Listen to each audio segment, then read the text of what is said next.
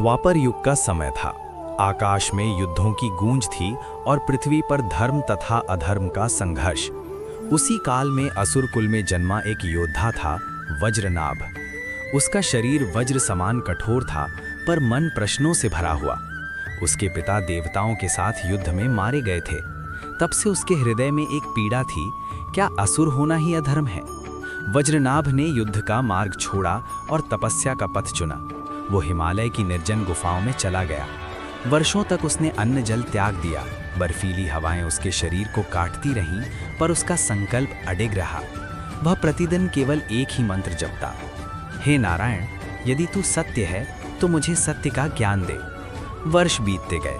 उसकी तपस्या से पृथ्वी तपने लगी। देवताओं को भय हुआ कि कहीं ये असुर कोई ऐसा वर ना पा जाए जिससे सृष्टि संकट में पड़ जाए। उन्होंने ब्रह्मा से प्रार्थना की, पर ब्रह्मा ने कहा कि तपस्या का फल भावना से तय होता है, जन्म से नहीं। एक दिन जब वज्रनाभ ध्यान में लीन था, उसे अपने सामने किसी की उपस्थिति का आभास हुआ। उसने आंखें खोली। सामने एक साधारण ग्वाला खड़ा था, माथे पर हल्की मुस्कान, हाथ में बांसुरी। कौन हो तुम? वज्रनाभ ने पूछा। एक पथिक, उस युवक ने कहा, जो प्रश्न सुनता है। वज्रनाभ ने व्यंग से हंसते हुए कहा, प्रश्न तो मेरे जीवन में बहुत हैं। देवताओं ने मुझे केवल शस्त्र दिए, उत्तर नहीं। युवक शांत रहा। उसकी आंखों में कोई भय नहीं था। यदि तुम नारायण हो, वज्रनाभ बोला, तो बताओ, क्या असुर का जन्म ही पाप है? युवक ने कहा, न जन्म पाप है न कुल।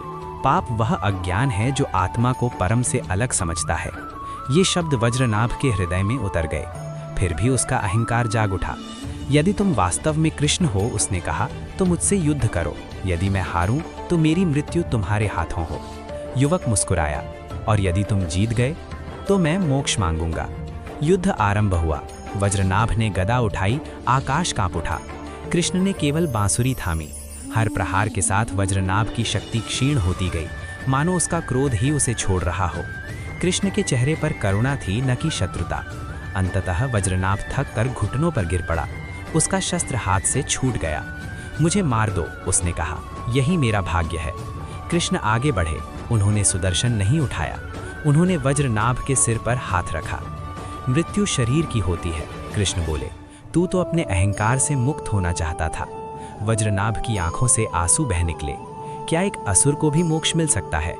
कृष्ण ने कहा, जहाँ समर्पण है वहाँ भेद नहीं।